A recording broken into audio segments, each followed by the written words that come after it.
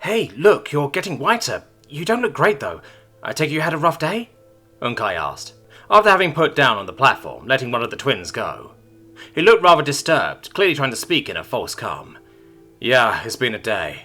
Just so you know, Jackalope is deaf, I'm white because my blood ended up on the outside, Jax is grounded, his back having been torn to shreds, but Zarko is okay, Tom responded. Hrncir's face turning more and more dour as the list went on. Oh, and we killed 3 mutant bad things that no one knows what are, and 3 Black Knights. Hrncir just stood there, staring for a bit before answering. 3? I mean, I saw the bodies outside. How? He just asked, looking like he had seen a ghost. Everyone pulled their weight and then some, Tom replied plainly, looking to Lothal as he came wandering over. Tom, I don't want to be rude, but what now? An excellent question, Tom replied, looking for the kind old lady. She was currently taking a look at the baby, tentatively playing with her while Luke held the basket. Follow on, Tom went, gesturing for Hrncir and Lothal to follow. Trip went well? Tom questioned as he walked over. Very well, good weather and not a dark thing in sight. That's what we like to hear. Everyone okay? I mean, as okay as they can be, Luke replied, looking around at the kids. It's not been an easy few days, that's for sure. By the way, Celestine sends her most sincere thanks, and you may keep the horn as long as she never sees it again. Luke leaned in a bit closer as he whispered. I don't think she wants to be reminded. That is one hell of a gesture, though. I'd never even heard of that before. Sweet. Wonder what one of those can do. Anyway, we need the kids fed and lodged for the time being. Can they stay with yours? Might be a little tight. Do you think they need alone time?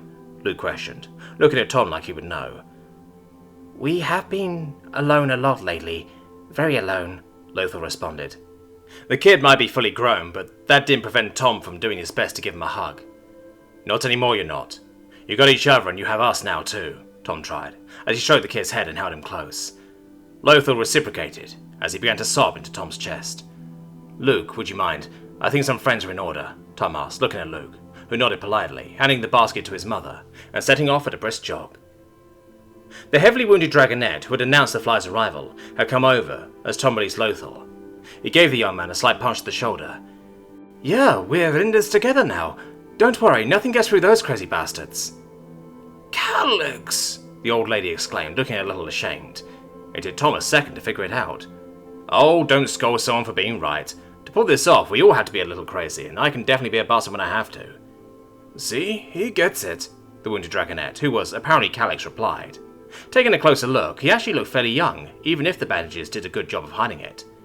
How old are you, Calyx? Tom questioned. 14, the dragonette answered proudly. Tom gulped for a second. He knew the dragonettes looked at age a bit differently, but still, 14? This was an honest-to-God child soldier. Well, you have certainly been brave, Tom replied, trying not to let the realization show. Yeah, they got me pretty good on the first day, the young man replied, sounding as if that was funny. I see. Well, hopefully Hrncir here can help fix you up a little quicker, Tom replied, looking to Hrncir, who responded with a nod. I'll do my best. Do you have more wounded? The healer asked, looking to the old lady. Far too many. Follow me. I'm afraid you will have to wait, Calyx. Your mother comes first, the lady replied, turning to leave. The smile washed on Calyx's face as he looked at the ground. The lady handed the basket with the baby to the silvered Huntress a few tables over as she left, heading for the infirmary with Hrncir in tow. The Huntress had been busily discussing with Zarko, though she relented to try and comfort the baby, who had started crying again. Tom wanted Zarko's take on what exactly they should do now they were grounded for the time being, so he walked over, Lothal following on his heel. Oh, now you're safe here. Oh, aren't you just the cutest? And look at those eyes, the Huntress was saying as Tom walked over, Zarko snapping to attention and giving him a salute for some reason. Tom, we have retrieved the children. Now you must report what has happened here. How? Tom questioned, looking at her. Joust isn't going anywhere for a while. It's only 6 hours. I depart tomorrow morning, though I would prefer to not fly alone. Tom raised a finger, thinking for a second. Why? We got them right. The king wouldn't have known for weeks anyway if we hadn't been around. Oh, and you need to see this. Tom got out the fancy knife, unsheathing it. It was definitely a pretty blade, with both nice engravings and a gold-trimmed handle. It was a curved dagger, looking almost like a claw in profile, with some nice dragon motifs to match. What is that? Where did you get such a nice knife? Zarko asked, her tone switching to suspicious. One of the Dark Knights had it. Zarko's eyes went wide as she knocked the knife out of his hand, the weapon clattering to the ground. You don't touch what one of those things is held unless you know what it is, she exclaimed in terror, much to Tom's bewilderment. He had held the knife Volson had brought. Hell, he had shown the lady of this keep the knife already. I do know what it is. Volson had one too. Remember the knife we talked about that Baron took back? It looks exactly like that. He could see Zarko thinking for a bit. He really should have told her this before she left, but oh well. That can't be good, she finally went, bending down to inspect the blade. That can't just be some dagger then. Did you find out what the other one did? Nope, no clue. Think someone in the capital might know? If someone decided to try hard enough to find out, sure. Might have just locked it away though. I'm sorry about that. Just don't touch it, okay? Wrap it up or something. So, use my gauntlets then. Preferably a bit more than that, Zarko replied as she looked up, still kneeling beside the blade. This is even more reason to leave as soon as possible. Requi, you have a dragon and possibly the most dangerous man alive. You must spare someone to come with me, she continued, looking to the silver Huntress, who Tom guessed must be Requi then. Fine, then I will go with you myself, Requi responded, not seeming pleased in the slightest. Not to alarm anyone, but I'm practically out, Tom interjected. I can't do that again. Zarko looked at his rather sparse collection of bullets remaining, and she knew they were out of grenades. Well, there isn't anything left to kill here. I'm more worried about the more common threats out there. It is dangerous to fly alone. Gerg just swung his head over to the conversation, clearly listening intently. We are here under orders of the king. Our mission must be completed, Huntress. His tone had switched considerably from the friendly chatting just a few minutes ago. He was sounding a lot more stern and formal right now. I get it. Me and Ephra then. Not like we would be doing much hunting either with all this mess to handle. Very good. We leave at first light. Now, let's see about the mess, Zarko responded, with a decisive nod. The rest of the day had gone smoothly. They had found all the things they needed, even if they couldn't afford much of it yet. Tinker managed to get the forge hot enough to make the pencil leads. A trip back to the place with the pretty place from yesterday had yielded the fine clay powder they needed for them too, even if it was more expensive than they had hoped. Perhaps a cheaper alternative could be found in the future. They still hadn't heard anything from the keep, and everyone was going roid right now. Sure, Maiko's explanation still held up, but if they had just stayed the night out of hospitality, they would have been back by now. They hadn't been followed or seen any signs of mercenaries though, so that was something. Sapphire still couldn't quite shake the feeling of worry as she tried to sleep. There were so many things that either could go wrong, or perhaps already had. She almost considered joining whoever was awake down at the bar, but it sounded like things had quietened down by now. They might even be shut for the night ahead. Don't worry, Saph. Everything is going to be fine, she tried to convince herself. Dakota was sleeping soundly, so this was about the closest to private time she had gotten for over a week by now. What have you gotten yourself into this time? You went to the frontier for a life of just enough adventure to not be boring, while also being nice and safe, and here you are, possibly in more danger than ever before, and with enough excitement today to last a month at least. Hell, I haven't even been hunting for months. Not really, at least. Sapphire's train of thought came to a stop when she heard the windows next door shatter. That was Balathon's room, and Canberra hadn't been here this evening. She was on her feet in an instant, knife under the pillow, already drawn. She listened for a second, ears flicking around as she heard Balathon let out a surprised yelp. She grabbed Dakota by the arm and yanked her unceremoniously onto the floor, even as she heard commotion from below. Others clearly also having heard the shattering glass. She opened the door and stuck her head outside, being rewarded with a crossbow bolt slamming into the wood of the building beside her head. Stay inside and you won't be hurt, a voice shouted out from the opposing roof, the pair of green eyes looking back at her, glowing ever so slightly in the dark. Sapphire didn't dignify the voice with a response as she ducked back inside. She gave Tom a quick thanks for giving her a bow that could be stored strong for some reason, as she grabbed an arrow from the quiver by her bedside, knocking it. She crouched down low, looking out the window, spotting her target and sending the arrow whistling out the window, guiding it home. There was a screech from the opposing roof, then silence. Crowl! Crowl! Someone shouted from the other room, getting no reply. Dakota was on her feet by now, with her sword out and a knife in her offhand. They're next door, there's not many of them, Sapphire commanded, as Dakota was clearly still trying to come to grips with what was going on. She responded by kicking the door open into a very surprised Heiko, who was just making his way up the stairs. You follow me! Cover the window, Saph! Shoot to kill! Dakota ordered, while looking at Heiko, who was flanked by some of the guards he had conscripted to help out. Sapphire spared a glance at her brother as she turned back into the room, hastily scooping up her quiver. He looked fucking terrified. Sapphire moved up to the window, daring a peek into the darkness as she heard the door to Balathon's room being kicked in. The opposing roof was empty, and no one shot at her, so she stuck her head out again. There was no one to be seen. They're running! The bastards are running with him! Dakota roared out in anger from next door. Sapphire looked around, checking the street below, before climbing out the window, shouldering her bow. "What's going on? What are you doing?" Micah questioned from inside, standing in the doorway. "They took Balathon, giving chase," Sapphire replied hurriedly, already scampering up the side of the building to the roof just above. She was beating her wings and clawing at the wood as she climbed. They had to be trying to outdistance them right now. They only had a few seconds to get out while Sapphire wasn't at the window. Dakota had clearly had the same idea, also emerging onto the roof right after Sapphire. Come on, come on!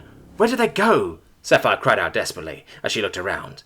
"There!" Dakota replied, pointing into the darkness as she ran off the edge of the roof, taking flight. Sapphire couldn't see shit, but she knew better than to doubt Dakota's vision. "Wait a second!" Micah let out from below as Sapphire joined Dakota on the wing. "What if it's a trap?" "Then we spring it! They can't have him!" Sapphire shouted back as she fought to catch up to Dakota. She could hear wing beats behind her soon after, so she guessed the boys had found the courage to join them. "If it is a trap, they won't reach it!" Dakota bellowed out, still slightly ahead as she charged into the night. They had to be carrying Balathon, so they had no chance of outrunning Sapphire and Dakota. As they forged onwards, Sapphire could start to make out some shapes in the distance. There was a decent amount of moonlight tonight, even if the clouds blotted it out at times. The kidnappers were of course flying without lights, and it didn't look like there were many of them either. Maybe 3 or 4, but she couldn't quite tell. Sapphire didn't know whether or not they were aware they were being followed, but she suspected so. They were definitely moving fast and not climbing, just keeping steady at rooftop level. They weren't fast enough though. Sapphire had caught up to Dakota by now, moving to break the wind for her. Sapphire was the fastest of them for sure, and she had spent the time flying here well, putting in a fair amount of training. She was nearly in as good shape as she had been before the crash. It still wasn't top shape following winter, but it was clearly good enough to catch these bastards. They must have figured out this wasn't going to end well for them, as they dived down between the buildings. Sapphire cracked a smile. "Oh, now they've done it," she mused. If they couldn't run from her in a straight line, they had no chance in the twists and turns of flying between the buildings with Balathon on board. "Head on a swivel, it might be an ambush. Hold back, let the others catch up," Dakota let out from behind, as they dived after them. That was true, Sapphire had to admit. "Damn it," she let out, frustrated as she slowed her pace enough to where she was only able to keep up. The kidnappers were doing their level best to shake them as they pulled into hard banking turns, even turning down back alleys at full speed, with only sporadic light to guide them. "One of the misplaced washing line would spell disaster at this speed," Sapphire cursed as she did her best to follow. In here, not even she could fire unless she got right on top of them, and even then it would be with considerable risk of missing. The further they flew, the more Sapphire cursed the ones behind. "Hurry the fuck up!" Not soon after, Dakota cried out in alarm. "Behind, high!" It was at times like these Sapphire really appreciated Dakota drilling him in not just hunting, but real combat too. She rolled onto her back, bow drawn, sending an arrow straight up into the sky without even bothering to really aim, instead just bending it into the neck and shoulder of one very surprised-looking dragonette diving down from above. There had been 2 of them though, the second one diving down on Dakota, a spear braced and ready for impact. What the diving bastard hadn't thought about though, was the fact that Dakota was a gilded huntress for a reason, not to mention the eldest daughter of a warrior lion of quite some renown.